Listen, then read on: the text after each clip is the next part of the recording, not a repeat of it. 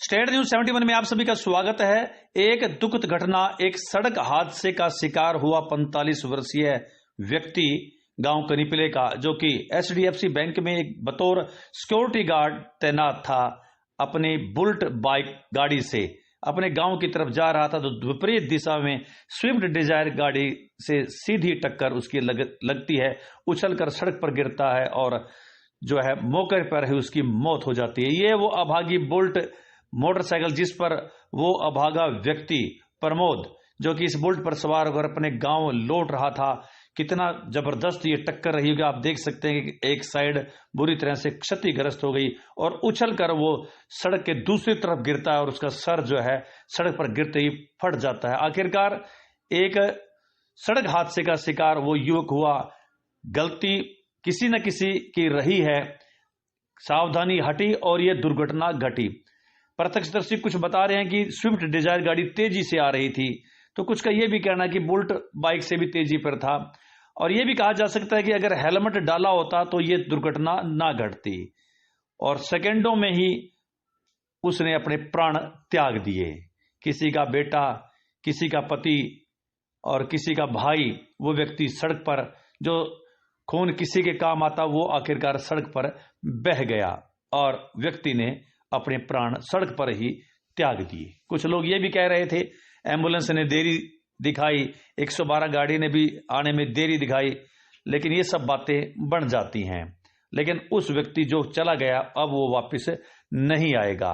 सड़क दुर्घटना का एक शिकार, आए दिन सड़क दुर्घटना में लोग जो है किसी न किसी लापरवाही के कारण से मौत को प्राप्त कर रहे हैं। ये वो अभागी कार जिसमें एक परिवार जो है सडौरा की तरफ जा रहा था, इस गाड़ी के सामने से वो बाइक टकराई तो टक्कर कितनी भीषण रही आपके सामने।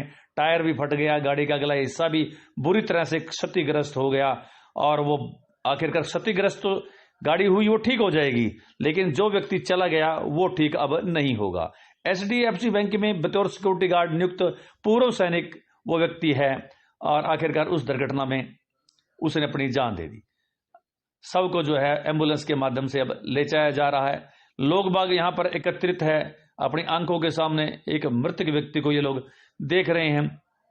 थोड़ी देर ये लोग खामोश रहेंगे, इनका मन व्यथित रहेगा, लेकिन उसके बाद दिनचर्या में, अपने अपनी दिनचर्या में ये लोग बिजी हो जाएंगे। लेकिन जिसका जो नुकसान हुआ है वो जीवन भर जो है इस ट्रेजेडी को याद करके उसकी रूह कांपेगी। तो हमें इस प्रकार की सड़क दुर्घटनाओं से सबक लेना चाहिए, एक सबक लेना चाहिए कि हमें यातायात के नियमों का पूरी तरह से पालना करना चाहिए।